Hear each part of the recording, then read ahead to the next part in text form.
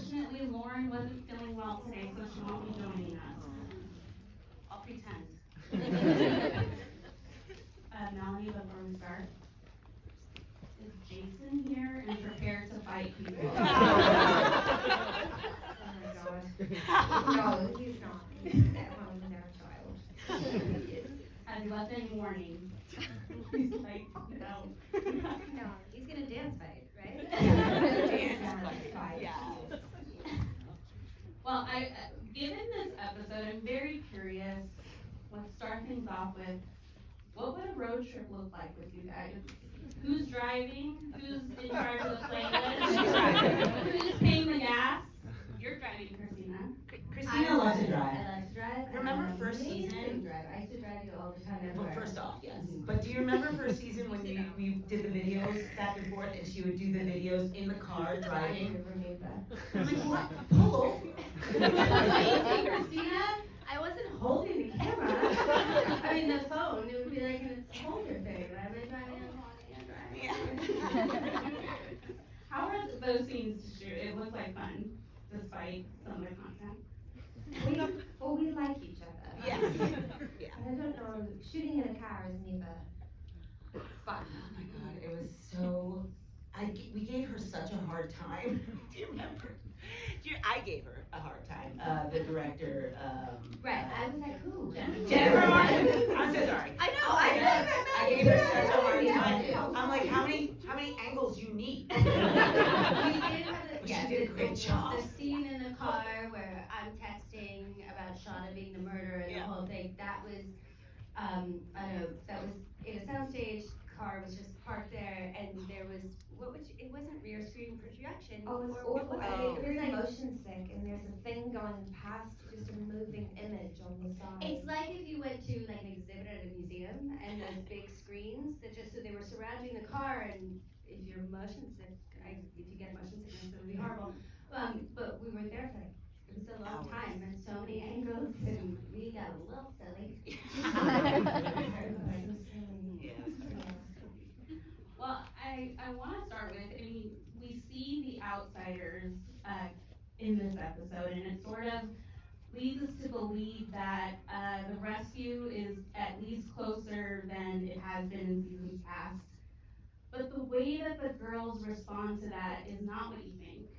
There's some apprehension or this fear of, is it time for us to leave? Should we be leaving? And I'm curious what you thought of that as the adult version, seeing how they were reacting to this moment.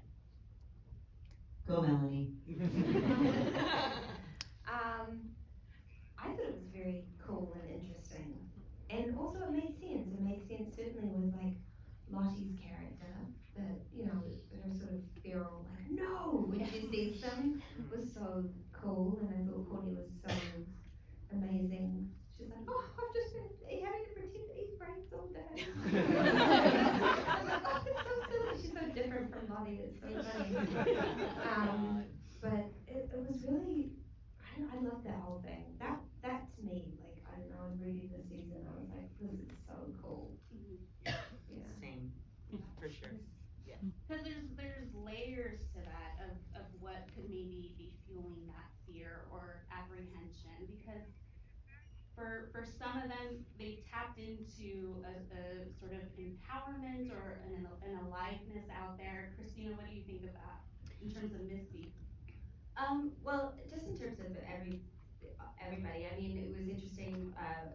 We were at a Q&A, and the writers were saying that, everything that they do, they have to make sure there's a sort of supernatural explanation, but also a grounded, realistic explanation. And that, again, is an example of that. Like, maybe some of them are more affected by the wilderness and what it wants. That's one explanation. And then the other one is, maybe also people are really afraid of, like they express, people finding out what they've done, especially since, those people really saw it. So that made so much sense to me. I think Misty, to me, seems the least affected by any of the supernatural stuff. She's more kind of like an opportunist and pragmatic. So I I think she just wants to go. Yeah, along those same lines of supernatural or just life, the character Thaisa, you know, like, is it other Ty that's like controlling the situation and being like, no, you can't go? Or is it pragmatic and saying, we need to clean up first, you know? Like, this is the lawyer in her, this future lawyer that's analytical and saying these things, you know? So you know, I tend to go non-supernatural, just so everyone knows. Do you go on supernatural, Melanie? It depends, I kind of waver. It goes back and forth. Because what did you think? I mean, the episode opens with the frogs mating. What what did you think to learn that that sound that we have heard is actually horny frogs? Well, I mean, I knew it already. I wasn't so surprised. But yes, it does make sense. Again, there's a supernatural version and then a very realistic version. Well, for the most part, you're learning about what happens in the wilderness as the season unfolds. Can you give me an example of what has surprised you the most and whether it had you rethinking everything or something about your character, Tawny? Oh, sorry. That's good. Drink some water.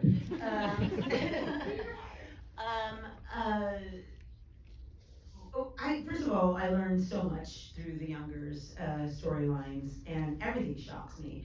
I actually thought the cannibalism would be the worst. I did. I really did. I was like, isn't that bad enough? Like, you know. But yeah, but no, every step of the way it surprises me, and it thrills me. I'm a fan of the show, so it really thrills me to get to watch them do these crazy things, like land an axe in somebody's head. Amazing. Melanie, how about with Sean? I mean, seeing what develops with her in the wilderness must have been illuminating. Yeah, I mean, Sophie and I kind of together early on made decisions about her that have kind of been proven true, which is kind of nice. Because you know, all we had to go on was a pilot, and she's this sort of like shy wallflower best friend type, and then sort of like a frustrated housewife. And Sophie and I were both like, no.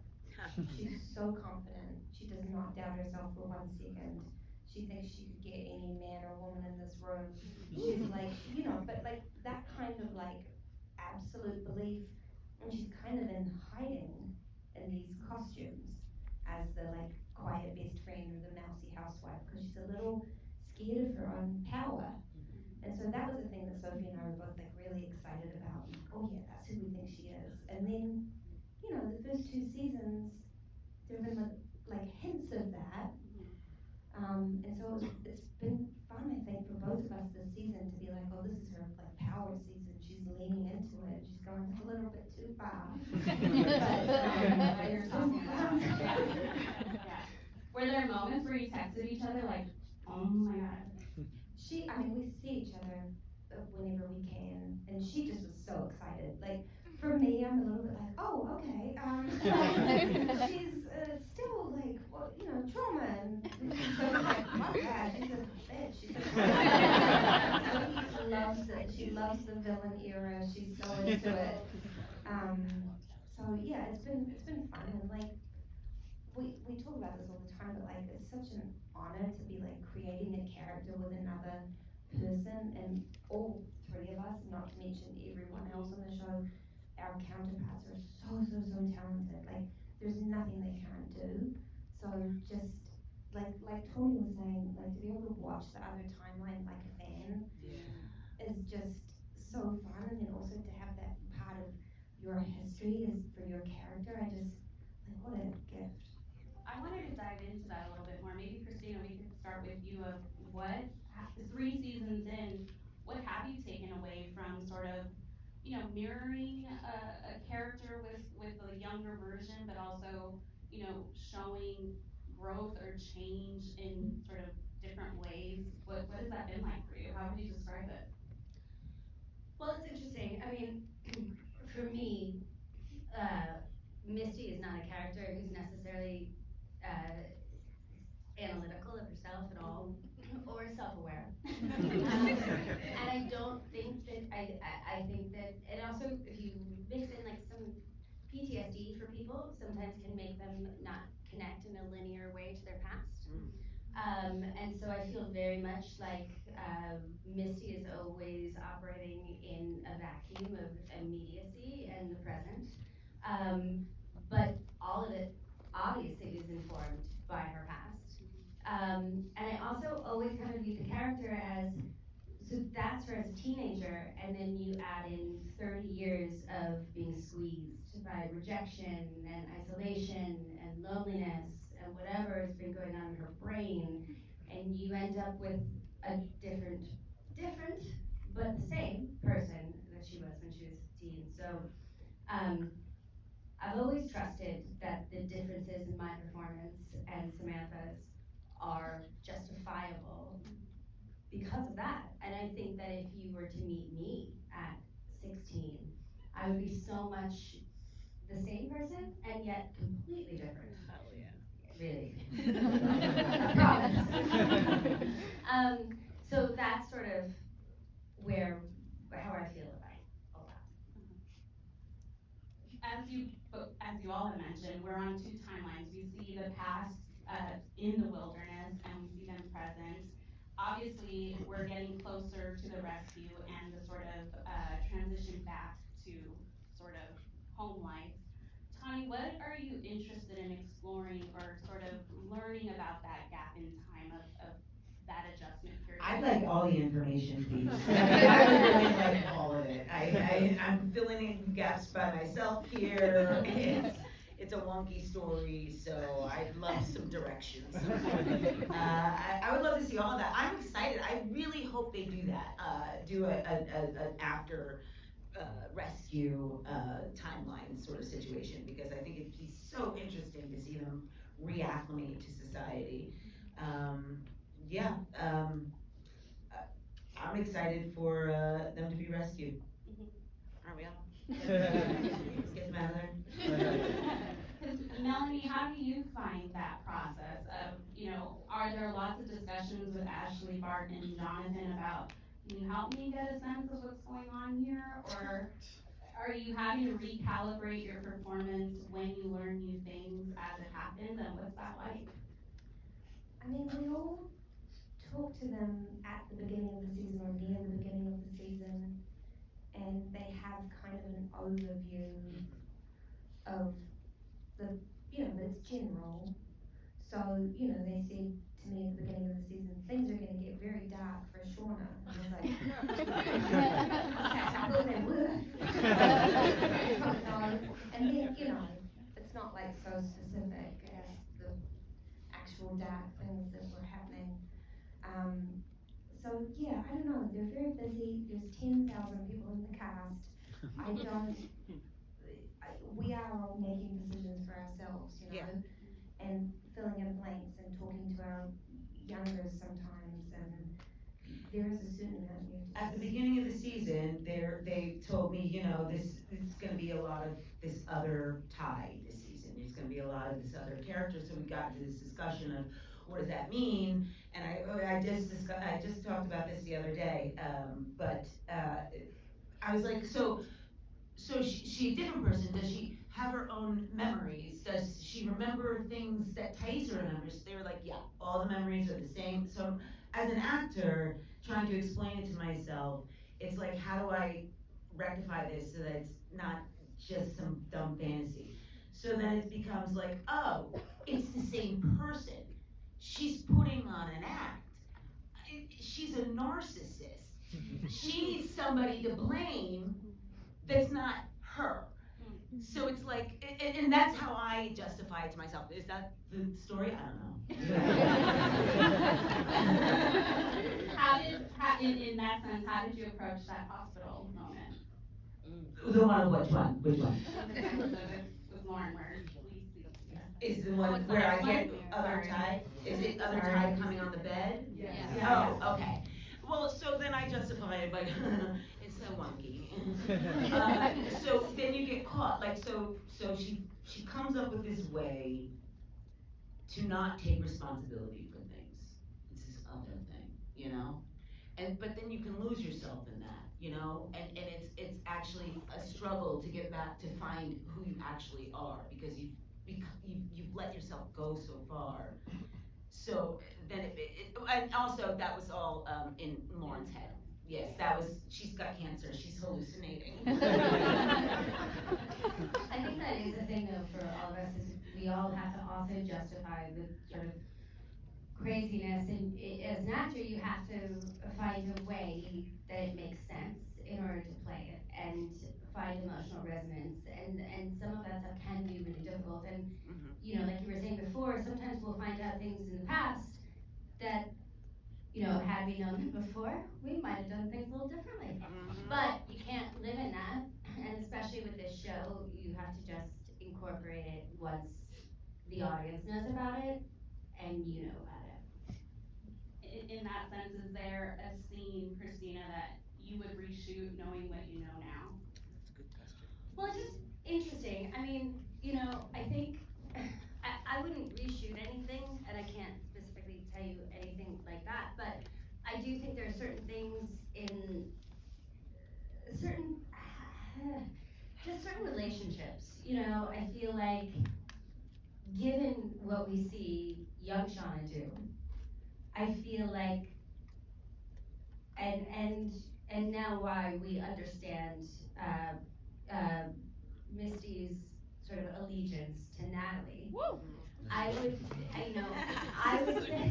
think that, you know, I just feel like maybe there would have been more underlying hostility for me, but maybe that's good for the show because it didn't give anything away. And you know what I mean? Like, you kind of always have to think about the narrative is more important than your specific characters. Like, in, you know, every little detail of your performance and your character's kind of journey. Not to ask like I really like, this is not a therapy question, so don't take it that way. It can be if you want it. You know, what happens to them in the wilderness is such a formative experience and, you know, informs the women that they come to be in the present. And I would love if you can share, like if you could take fans to a moment in your upbringing that explains who you are today, what would that moment be? And I don't mean trauma-wise, but Oh, you are looking for something, Gina. Yes, you are. Yes, you are. Yeah, you Oh are. my. But is there something that Yes. really, tell me. I will say mine. We give you guys time to think, all right? And you don't have to say anything either. You could just drop the question. I'm gonna answer this one. Okay, when I was a teenager, my brother was like captain of the football team. My sister was head cheerleader, and I came in as their younger sister. And I was like, what am I gonna be? So I joined the drama club. And I was like, oh, as soon as I got on stage, I was like, oh, I'm home. I get it. Oh, this is great. And then I did a festival where I had to do a monologue in front of a lot of people. And I did it, and I did it so good. I was proud of myself, and I got off the stage, and my brother came up to me, so popular, and he was like, you're really good at this, you should do this. And I was like, that's it, this is what I'm gonna do with my life. My brother said, okay. And that was it. So that informed me.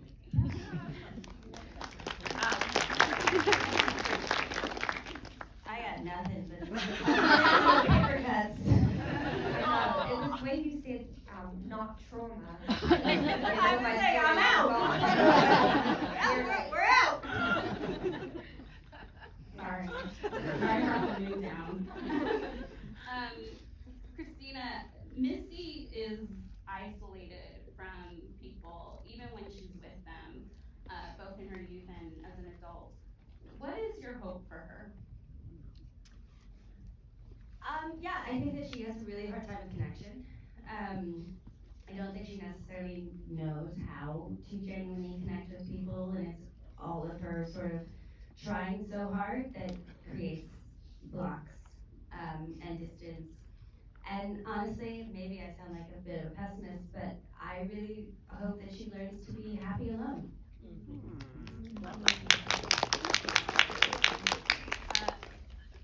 Melanie, I want to talk about this darkness of Shauna that we see, but I really want to talk about the Shauna-Callie relationship. I mean, the writers lean into moments where elements of her daughter purposely remind her of Jackie, whether it's the necklace or other moments, sometimes even what she's wearing. How have you unpacked their dynamic? What intrigues you about what we're exploring there? I never think about her reminding Sean of Jackie. Like, to me, the necklace did not have anything to do with Jackie. And then obviously, there's that scene where she steals Jackie's costume, and for a minute Sean was like, oh my god, is she here? Jackie. But then to me, like in Shauna's energy, it felt more like such a, like a curtain had been lifted or something. Like suddenly something had been revealed that was so private and so personal, and kind of like, how dare she? And also, I do want to connect with her and share it with her, but how much can I, and how much can she tolerate? And she has no, like, Shauna has no boundaries. It's such a tricky thing because she just doesn't know. She tries to treat her daughter like a friend, and that doesn't really work. She tries to treat her like a daughter, and that doesn't really work. So I think she's terrified of losing her is the number one thing, and I think she's also terrified of losing Jeff. Like, I think there's a part of her that feels like she is everyone laughing so I see Jeff. Yeah.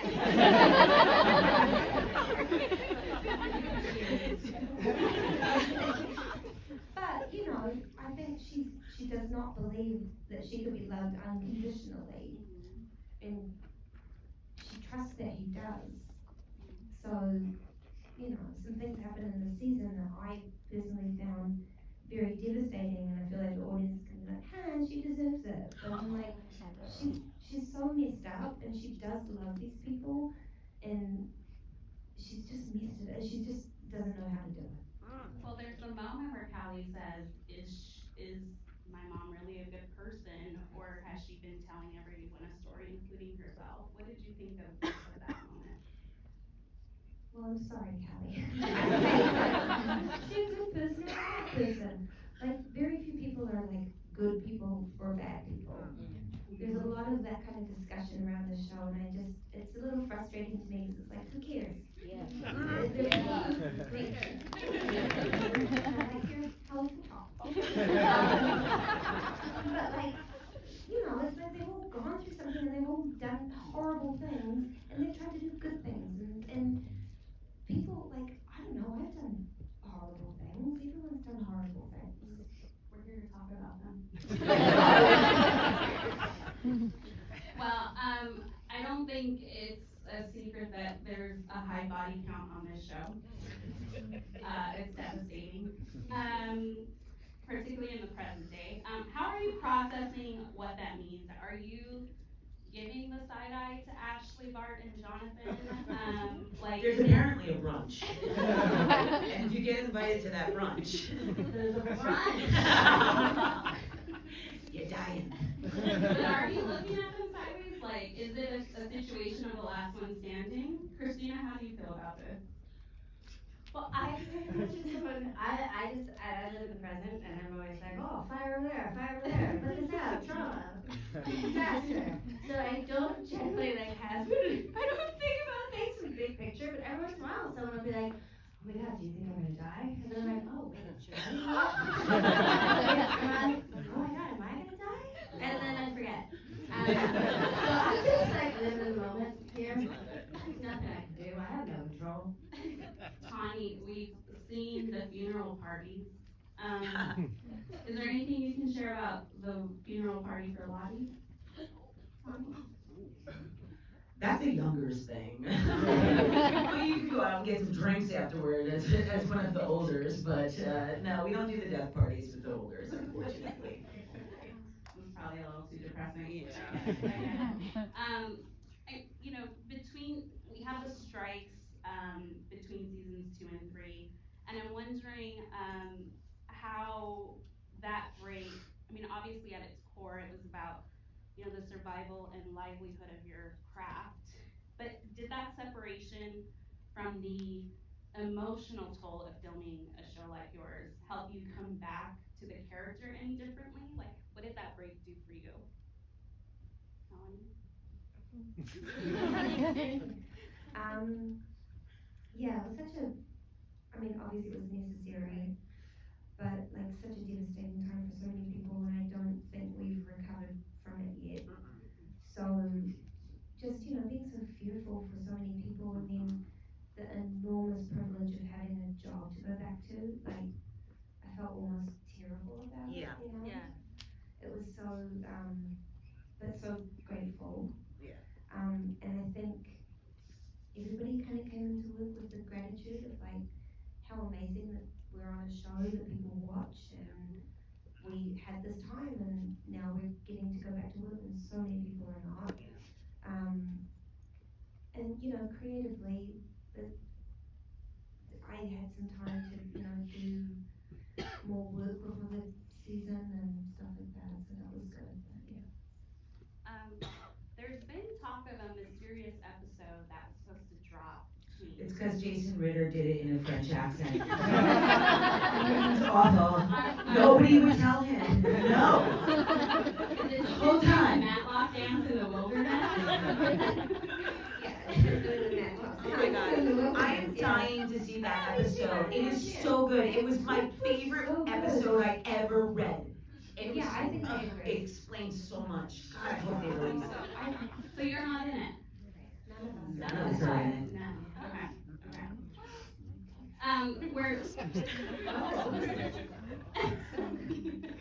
We're nearing the finale. Sound was. You know, it was So they drugged us and did it. Talk to us after. Are we in it? The season finale is this week. Oh, What can you tease now that won't make sense but will when everyone watches? It's got heart.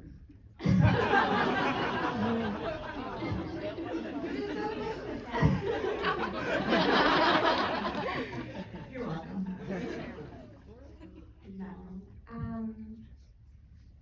I hope that Thais and Misty still like Shauna. I hope you remember the decades of Good times. it's been the good times, the friendship that we've had, and how I remember you. Oh my God. Christina, anything you want to tease? I mean, there are some really surprising moves made. Divisions, relationships ruined, betrayal, New alliances formed. strikes at the heart. Heart. It's got heart. So that heart gets struck at. I'm sorry. Any biting? Any what? I didn't bite. Bite. Misty doesn't bite anyone. Misty, nobody from Shauna. I say, no answer. My favorite scene in the finale is with Sophie Thatcher. I agree with that. Sophie Thatcher has a Awesome. really She does great. Well, thank you, everyone. We ask that you stay seated while our ladies make their exit, but thanks so much for taking the time